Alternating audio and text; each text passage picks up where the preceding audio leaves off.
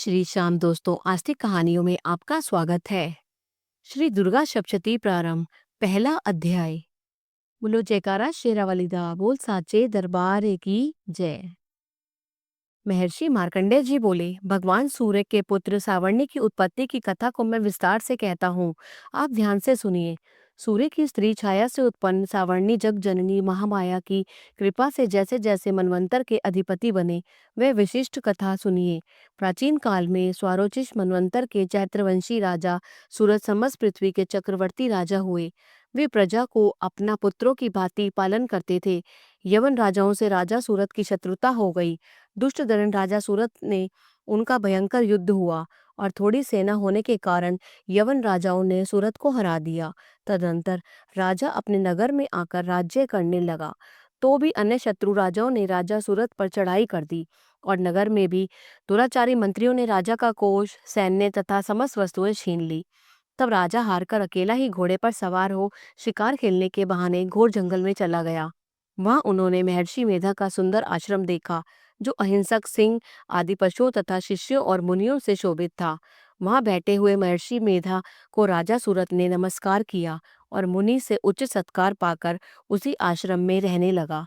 कुछ काल के बाद फिर वह अपने राज्य तथा प्रजा की चिंता से विचारने लगा कि जिस राज्य को मेरे पूर्वजों ने भली भांति चलाया और प्रजा का पालन किया, वह आज मुझसे दूर चला गया। वे दुष्ट मंत्री राज्य का पालन धर्म नीति के अनुसार कर रहे होंगे या नहीं, और मेरा मुख्य हाथी भी दुश्मनों के वश में हो जाने से क्या क्या कष्ट भोगता होगा। जो आज्ञाकारी नौकर नित्य प्रसन्नता से धन और भोजन प्राप्त करते थे, अब उन दुष्ट राजाओं के आश्रय में रहकर कष्ट पाते होंगे। मंत्री राजा के धन को कुमार्ग में व्यर्थ ही अपव्यय करते होंगे। जो धन मेरे पूर्वजों ने बड़े कष्ट से संग्रह किया था, सो नष्ट हो गया होगा। इस प्रकार वह राजा राज्य की सभी बातों की चिंता करने लगा। कुछ समय पश्चात एक दिन आश्रम के समीप एक वैश्य को आते देखा तो राजा ने उससे पूछा कि अरे भाई, तुम कौन हो और यहाँ क्यों आए हो? तुम्हारा मलिन मुख शोकयुक्त क्यों दिखाई देता है? इस प्रकार राजा सूरत की बातों को सुनकर उस समाधि नामक वैश्य ने राजा सूरत से कहा कि हे राजन, मैं समाधि नाम का एक वैश्य पुत्र हूँ। मेरा जन्म धनवान कुल में हुआ। मेरे दुष्ट स्त्री व पुत्र आदि ने मुझे धन के लोभ से निकाल कर घर से बाहर फेंक दिया और मेरा धन छीन लिया। मैं धन स्त्री पुत्र से रहित हूँ। अब अकेला दुखी होकर इस वन में आया हूँ। मुझे अपनी स्त्री एवं बंधुओं का कुछ पता नहीं। मैं यहाँ रहने के कारण अपनी स्त्री पुत्र तथा स्वजनों की परिस्थिति को नहीं जानता कि वे इस समय अपने स्थान पर सुखी हैं या नहीं। मैं भी यह भी नहीं जानता कि मेरे पुत्र सदाचारी हैं या व्याभिचारी। राजा बोला, जिन स्त्री पुत्रादि ने तेरी धन संपत्ति को छीन लिया है, फिर उन्हीं के स्नेह में तेरा मन क्यों जाता है? वैश्य बोला, आपने मेरे विषय में जो बातें कही वे वास्तव में सत्य हैं, परंतु मैं क्या करूं, चित्त में कठोरता उत्पन्न नहीं होती। जिन पुत्रादि ने धन के लोभ में आकर मुझे घर से निकाल दिया है, मेरा चित्त फिर भी उन्हीं में आसक्त होता है। मैं क्या करूं? इन स्वजनों के निर्मोही होने पर भी मेरे मन में उनके प्रति प्रेम है। मार्कंडेय ऋषि बोले, हे द्विजश्रेष्ठ, तत्पश्चात राजा सूरत और समाधि वैश्य दोनों मिलकर मेधा मुनि के आश्रम समीप जानकर प्रणाम करके बैठ गए और मेधा ऋषि से कथा प्रसंग करने लगे। राजा बोला, हे भगवान, मैं आपसे एक बात पूछना चाहता हूँ, आप कृपा करके बताओ। हे महाराज, मेरा मन वंश में है और इससे मुझे दुख है। गए हुए राज्य तथा अन्य सभी स्त्री पुत्र बांधवों की ममता मुझे अभी तक बनी हुई है। हे मुनिश्रेष्ठ, यह जानते हुए भी मेरा स्नेह उनसे अज्ञानियों की भांति विशेष बढ़ता जाता है और इस समाधि वैश्य को इसके स्त्री पुत्रादि ने त्याग दिया है तथा इसे घर से बाहर निकाल दिया है। यह भी मैं उनमें अत्यंत आसक्त रहता है। इसी तरह हम दोनों बहुत दुखी हैं। हे महाभाग, उनके दोषों को जानते हुए भी हम दोनों का हृदय उनके प्रति ममता में आसक्त रहता है। इतना ज्ञान होते हुए भी ऐसी ममता क्यों है? हम दोनों क्यों अज्ञानियों की भांति मूर्ता क्यों उत्पन्न हो रही है?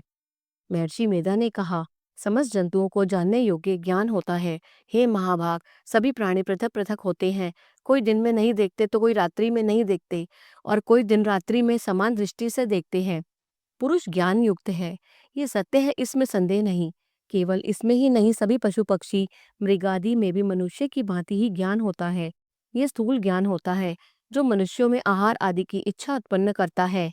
वैसे ही पशु पक्षी आदि में आहार विहार, निद्रा और मैथुन आदि की इच्छा उत्पन्न होती है। ज्ञान होने पर भी पक्षियों को तो देखो, भूखे होने पर भी ममतावश अपने बच्चों को चोंच में स्नेह से चूगा देकर प्रसन्न होते हैं। हे राजन, मनुष्य भी अपने पुत्र पौत्रों से इसी भांति बर्ताव करते हैं। वे पालन पोषण इस इच्छा से करते हैं कि जब हमारी वृद्धावस्था आएगी तब हमारा पालन पोषण वे करेंगे। क्या तुम यह नहीं देखते कि पुत्रादि उनका भरण पोषण ना भी करें तो भी माता पिता तो करते ही हैं, क्योंकि विश्व की स्थिति को रखने वाली महामाया के प्रभाव से वे मोह के गड्ढे में डाल दिए गए हैं।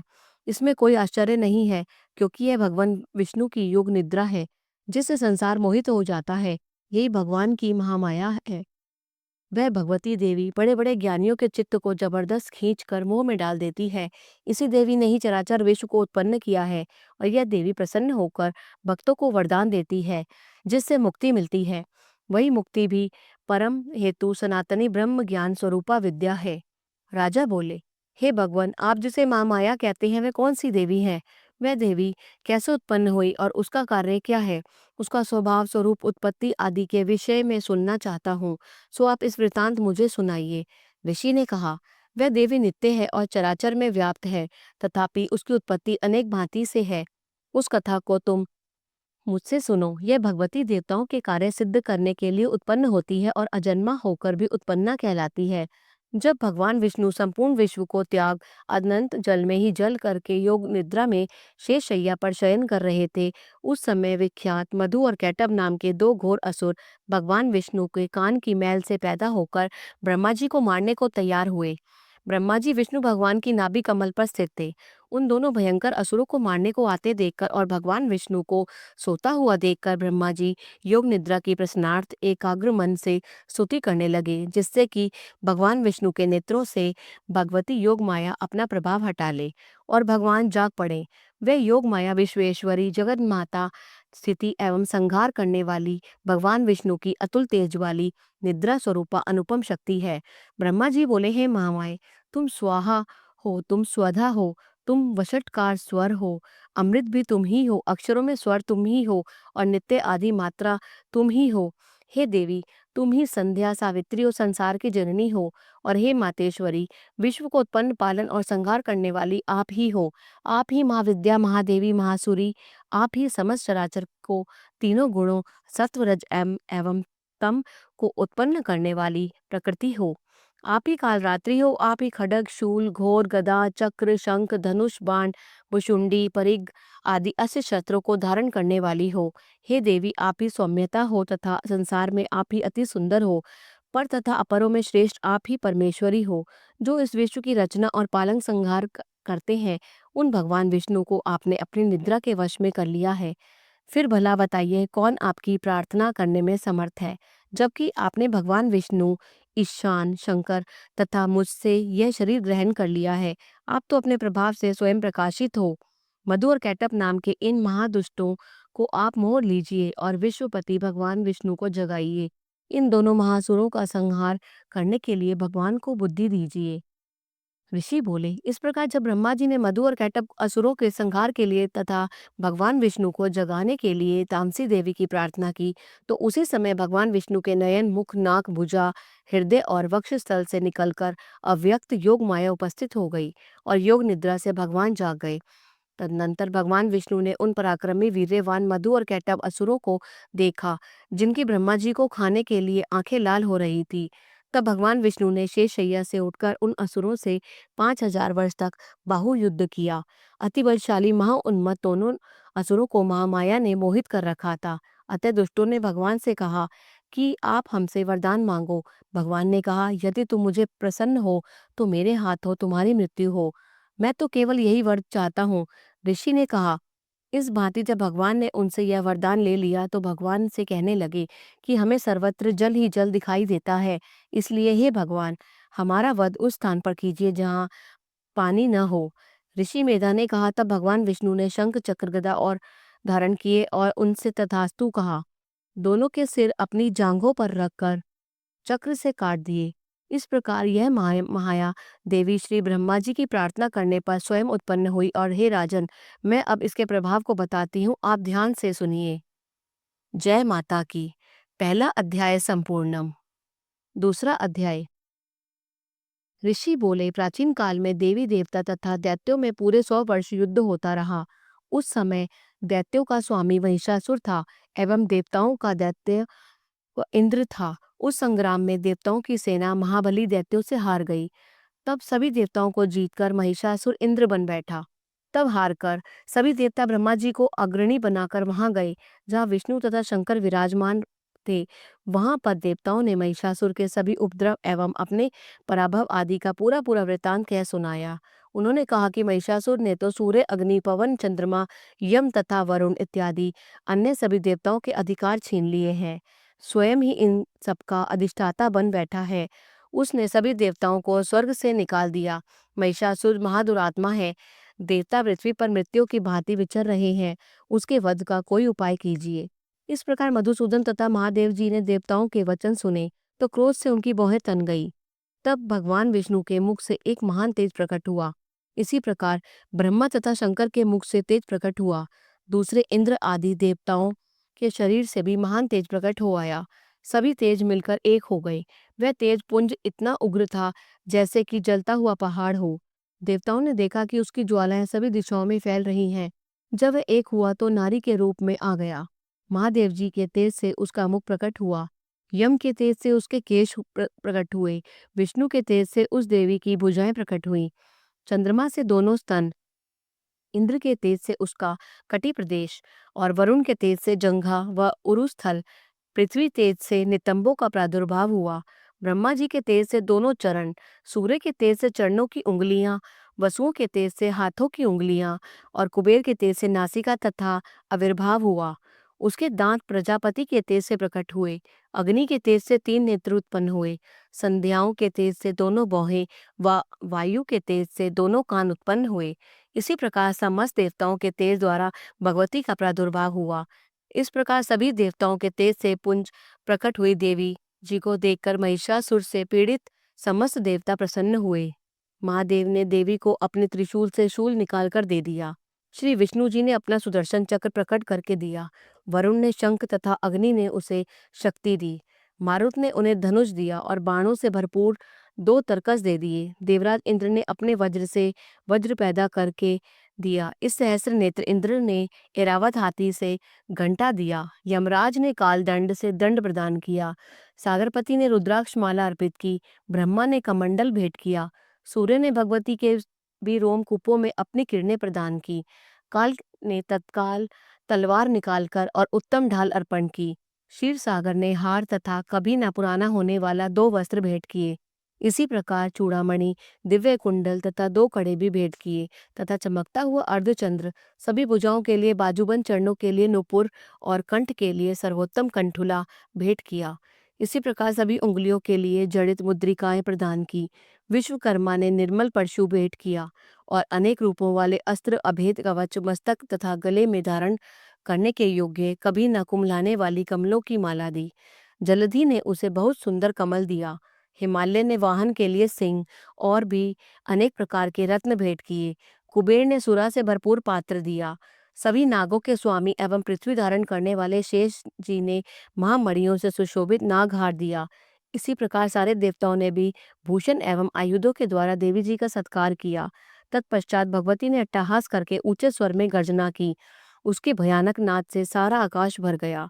तब देवगण प्रसन्न होकर उस सिंहवाहिनी देवी की जय जयकार करने लगे। मुनियों ने भक्ति भाव से नम्र होकर देवी जी की स्तुति की। इधर देवताओं ने, शत्रुओं ने सारी त्रिलोकी को शोभग्रस्त देखा। तब तो वे अपनी सारी सेना को कवच आदि से तैयार कराकर अस्त्र शस्त्र लेकर झट उठ खड़े हुए। महिषासुर क्रोध में आकर बोला, अरे ये क्या हो रहा है। इतना कहकर सभी दैत्यों के साथ घिरकर उस सिंहनाद की ओर भागा। वहां जाकर उसने तीनों लोकों को अपने तेज से प्रकाशित करती हुई देवी को देखा। उस देवी के चरणों के भार से पृथ्वी दबी जा रही थी। माथे के किरीट मुकुट से आकाश पर रेखाएं पड़ती जा रही थी। उसके धनुष की टंकार से 7 पाताल शोभग्रस्त थे और हजारों भुजाओं से भी सभी दिशाओं को ढककर देवी खड़ी हुई थी। देवी जी के साथ उन दैत्यों का युद्ध आरंभ हो गया। नाना प्रकार के अस्त्र शस्त्रों के प्रहार से 10 दिशाएं भर गई। महिषासुर का सेनापति उस समय चिक्षुर नाम का एक महान दैत्य था। देवी जी के साथ उसी का युद्ध होने लगा। इसी प्रकार अन्य दैत्यों को तथा चतुरंगिनी सेना को साथ लेकर चामर भी युद्ध करने लगा। 60,000 रथियों को साथ लेकर उद्रग महादैत्य भी युद्ध में प्रवृत्त हो गया। महाहनु दैत्य 5 करोड़ रथियों के साथ युद्ध में आ गया। 60 लाख रथियों से आवृत वाशकल दैत्य युद्ध में उतर पड़ा। पारिवारिक दैत्य हाथी एवं घोड़ों को अनेक सवारों के समूह से घिरा हुआ रथियों को साथ लाकर देवी जी के साथ युद्ध करने लगा। उस रणांगन में स्वयं महिषासुर भी रथों, हाथियों एवं अश्वों की सेनाओं से घिरा खड़ा था। तोमर, भिंदीपाल, शक्ति, मूसल, परशु, पट्टी, टश, खंग आदि अस्त्रों से युद्ध में देवी जी के साथ युद्ध करने लगे। कुछ दैत्यों ने देवी जी पर शक्तियां छोड़ी एवं दूसरों ने पाश फेंके। तब चंडिका देवी ने अस्त्र शस्त्रों की वर्षा करके उन्हें तोड़ डाला। इधर देवी जी का वाहन सिंह भी क्रोध में आ गया। अपनी गर्दन के बाल हिलाता हुआ दैत्यों की सेना में इस प्रकार घूमने लगा जैसे कि वन में अग्नि फैलती जा रही हो। उस युद्ध भूमि में युद्ध करती हुई अंबिका ने जितने श्वास छोड़े वे ही झटपट सैकड़ों हजारों गणों के रूप में परिणत हो गए और प्रकट होकर उन गणों ने खंग, भिंदीपाल, परशु, पट्टिटश आदि शस्त्रों से युद्ध प्रारंभ कर दिया। देवी जी की शक्ति से वृद्धि पाकर वे गण दैत्यों का नाश करने लगे। साथ में दूसरे गण नगाड़े, शंख आदि बजाने लगे। महती प्रसन्नता देने वाले उस युद्ध रूप उत्साह में कुछ एक ने मृदंग बजाए। तब देवी जी ने त्रिशूल, गदा और शक्तियों की वर्षा से तलवार आदि शस्त्रों से सैकड़ों महान असुर मार डाले और दूसरे कितने ही दैत्यों को घंटा के भयप्रद नाद से मूर्छित करके मार कर गिरा दिया। मरे दैत्यों को पाश से बांधकर पृथ्वी पर घसीट डाला। कितने तो गदा की चोट से घायल होकर पृथ्वी पर सो गए। मूसलों के प्रहार से एक रुधिर वमन करने लगी एवं कई एक शूल द्वारा वक्ष स्थल फट जाने से पृथ्वी पर सो गए। कितने ही दैत्य बाणों की वर्षा द्वारा युद्ध करते हुए प्राण छोड़ने लगे और कितने ही दैत्यों की भुजाएं कट गई। कितनों की ग्रीवाएं छिन्न भिन्न हो गई। कई दैत्यों के सिर कट गए, कुछ मध्य से विदीर्ण हो गए। कुछ दैत्यों की जंघाएं कट गईं और वह पृथ्वी पर गिर गए और कुछ एक दैत्यों को तो एक भुजा, एक आंख और एक पांव वाला करके दो टुकड़े कर डाला। मार मार कर गिराए हुए रथी, हाथी, घोड़े एवं असुरों की लाशों के द्वारा जहां महायुद्ध हो रहा था, माँ की पृथ्वी इस प्रकार भर गई कि वहां पर आना जाना कठिन हो गया। वहां सेना एवं असुरों के रुधिर बहने से रुधिर की बड़ी बड़ी नदियां बहने लगी। जगदम्बा जी ने एक क्षण में दैत्यों की महती सेना का इस प्रकार नाश कर दिया जैसे कि लकड़ियों के बड़े ढेर को अग्नि जला देती है। देवी का वाहन सिंह अपने बालों को छटकाता हुआ बड़ी गर्जना करता हुआ दैत्यों के शरीर से मानो प्राण ही चुन रहा हो, इस प्रकार घूमने लगा। देवी जी के उन गणों ने महाअसुरों के साथ बड़ा युद्ध किया जिससे देवता प्रसन्न होकर आकाश से पुष्पों की वर्षा करने लगे। बोलो जयकारा शेरावाली दा बोल साचे दरबार की जय। पहला और दूसरा अध्याय संपूर्ण हुआ। अगर आपको हिंदी में अध्याय पसंद आ रहे हैं तो कृपया करके इसे लाइक कीजिए और शेयर कीजिए। जय माता दी।